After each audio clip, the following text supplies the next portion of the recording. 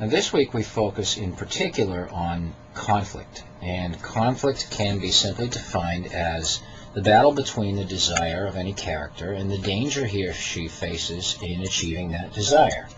Alternately, you might say that the character wants something and there are obstacles interfering with getting it, or there are costs to acquiring it that the character has to consider. Now, I'm sure you've all heard the storyline of the damsel in the tower in distress, the object of desire, whom the brave knight has to rescue from the tower. There's one obstacle. In the castle, there's another obstacle. Surrounded by a moat, yet another obstacle with a dragon in it, danger, which houses many armed soldiers, danger again. The conflict is the battle of the character to overcome these obstacles.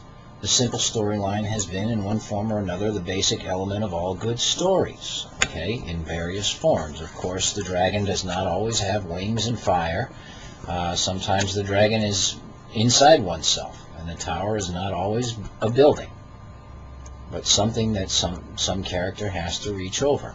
Desire versus danger is the simplest explanation of what conflict is. Now, what's the point of having conflict in a story? Well, a story doesn't exist without conflict. One reason we create a story or create a conflict in a story, the reason we create conflict in a story is that it drives a character. It causes the character to take action and to have to make decisions. Without a conflict, there's no motivation for the character, so there's no action to take, there are no decisions to make, and if nothing happens, there is no story to tell. So this is the way that we get things happening. Now, the conflict in the story is not always so romantic and enormous as the knight trying to storm the castle for the princess. It can be as simple as waking up with a full bladder on your day off and wanting to stay in bed. You've got this desire to relieve your bladder, and you've got this danger that if you get out of bed, you're not going to be able to get back to sleep. That's a struggle that most of us have faced at one point or another in our lives, but it's just as real a conflict as those larger ones. Maybe not quite as good a story, but nonetheless the idea is exactly the same. Now, the other reason we create conflict is that readers want it. Okay, Lifetime has made millions packaging drama. This is proof. The reader enjoys the conflict of not knowing what's going to happen, followed by the resolution of finding out. There's satisfaction in that resolution for the reader. It keeps us up late at night to see what happens, even when we know we should have gone to bed, even when we know that the movie is terrible. How many of you have stayed up hoping that it got better? Okay, now I'm not saying that those late night movies are the best movies you're going to watch. You should probably be reading instead. Hello? But they work to keep you awake. Just as when you get to the end of a chapter of a book, and as you near it, you say to yourself, as soon as this chapter's over, I'm going to bed, and yet you find yourself at 2 o'clock in the morning starting a new chapter. This is conflict at work. Okay? Now, how does it work? It creates tension. All right? And it creates tension because the reader doesn't know what's going to happen. Tension is the result of balance. When you have equal and opposite forces working on each other, we don't know who's going to win. Think about the movie Jaws. Remember Jaws? There was so much conflict throughout that film that we stayed on the edges of our seats wondering, every time we heard that stupid music, dun dun dun dun dun dun dun dun, we wanted to know who was going to die next, or if somebody was going to die, or if maybe they would be saved. We wanted to know at the end if Brody was going to live. In the middle, if Quint was going to live. Or maybe we wanted Quint to die. That has to do with characterization. But nonetheless, would the shark sink the boat? We didn't know. And so we watched. And so we loved it. Until, boom, at the end, the shark was dead. And we were relieved. And everybody felt better. That's the method. Tension brought on by the balance of the opposing forces. Okay? Now, here's another illustration. if you've ever, you watch the NBA, because if you've ever turned on a game in the fourth quarter, first thing you do is you see the score, and you think to yourself whether or not it's going to be worth watching the rest of it. If one team's up by 30 points, there's no drama, there's no tension. You don't worry, you don't care. But if it's 5 points, or if your team is a little bit behind, you sit right down and you watch it. You need to know who's going to win. Well, this is the way conflict works in storytelling as well. As readers, we want to know who's going to win. And if we think we have it figured out, we get very easily and very quickly bored with the story. So you play back and forth from one side to the other, not letting your reader in on who's going to win until that climactic moment when it has to happen. Now, we got to be careful, as I said earlier about Quint. If you don't have good characters, and what I mean by good characters is characters that your audience cares about, and not necessarily cares about in a positive way. They can despise a character, but still care about that character in a sense of caring what's going to happen to that character. Maybe they want them dead. That's still caring. They're concerned with the character.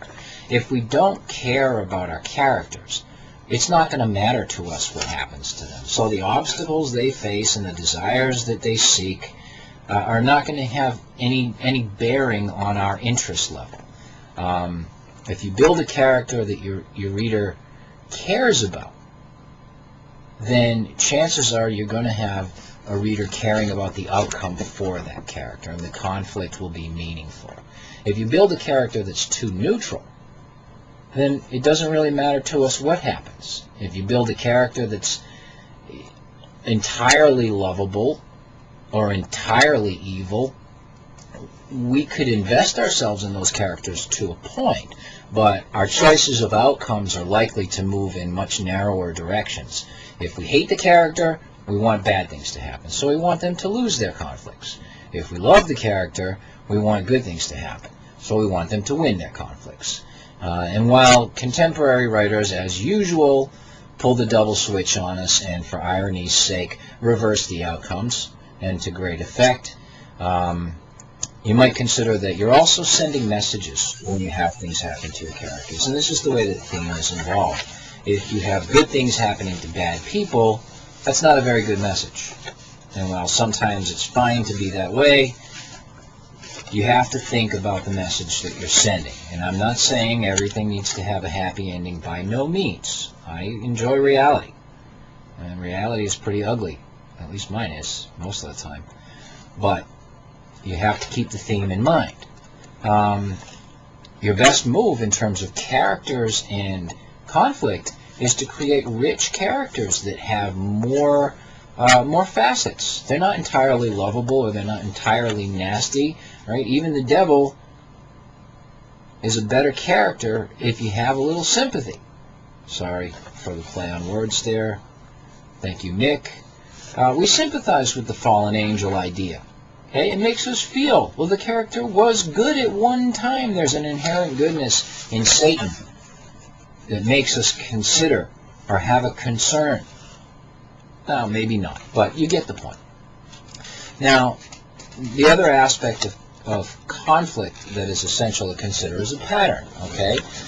Patterns of conflict essentially are like waves, rising action and falling action. As the conflict evolves and gets complicated, the action increases, or I should say the tension increases, and it leads to a crisis point or a climactic moment in which the resolution has to occur. And once that crisis point is reached, once the climax is hit, all right, the decision is made, the end occurs, then there is the resolution to it, the outro, if you will, of the crisis, or the outro of the conflict. Okay, at the end of a story, we call this the denouement, the resolution, the way the story wraps itself up, if you will. Now, when you're thinking about conflict in terms of waves, you've got to also remember that it's not necessarily nice and smooth like a sine wave or like a wave, I don't know, at the Cape. Rather, it's more like the middle of the ocean. They change, they vary, they're different. There's sometimes very steep escalations of conflict and sometimes very drastic resolutions to conflict. And you can use these variations to effect. Okay, if you have a very gradual building to the highest emotional point of a text, and then you have an immediate resolution, like a car accident kills somebody, you tend to shock your reader, which can be a good thing, but not always so. And there are plenty of other variations. Keep in mind that the way that you develop your conflicts and resolve them impacts your audience. And you can do them quickly, you can do them slowly. But there needs to be an up and down, a constant tension and release, if you will, in order for your audience to stay interested. Think of the story of an hour.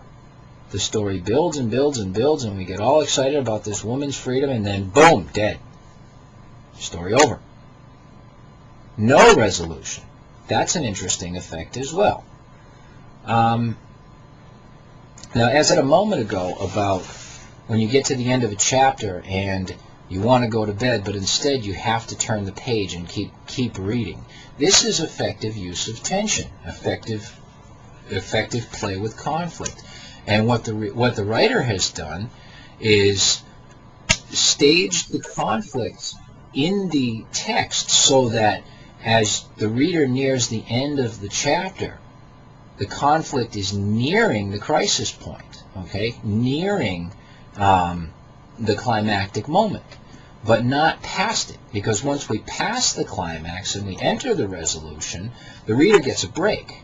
And you never want to end a chapter, you never want to end a section of a text with the reader released of tension. You want the tension to be building so that the reader needs to continue wherever it is you stop. That will force them to keep going, even though you've got a break. Now, there are different kinds of conflict as well. There's four conflicts basically that occur in different variations. There's man versus man. It's always man involved in a conflict, or you could say main character, I suppose. If you're using animals or cartoon characters or whatever, fine. All right. There's man versus man, hero and villain. But not always so simple as that. Maybe it's tough to tell which one is the hero. We have the Batman and the Joker, man versus man. We have man versus society, hero versus a group of people, or anti-hero versus a group of people. Maybe the people are the good ones and the individual is the bad one. I don't know. Think of films like 12 Angry Men, The Outlaw Josie Wales, perhaps Butch Cassidy and the Sundance Kid. It's tough to tell which ones are the good guys in that movie. By the way, I use films here rather than ratings because they tend to be more quickly relatable. Most of you recognize the film titles and have yourselves a catalog of films that you probably don't have with, I don't know, if I was talking about short stories and Bartleby the Scrivener and etc., you may not be so quick to pick up on the connections that I'm making. That's what the films are all about. I encourage you to read more than watch TV.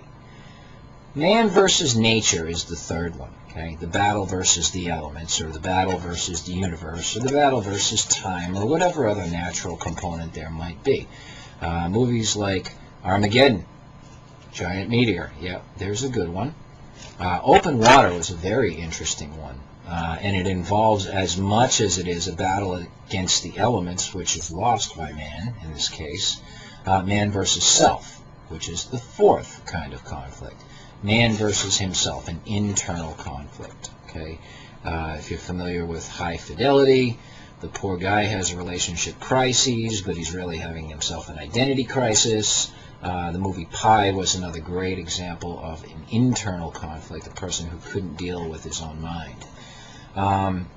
Now, these are the four basic kinds of conflict, but remember that rarely is a story built on a single one. In fact, most stories are built on multiple conflicts and multiple levels of conflict, where you have one primary conflict that drives the story, the man trying to acquire or achieve something for himself, perhaps, but And this is why Hollywood does this. We might also have, on a secondary level, the love interest.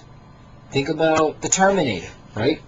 The noble effort of man to conquer death, okay, to preserve humanity for the next generation. Very simple, very straightforward. Guy's got to come here, he's got to kill the Terminator.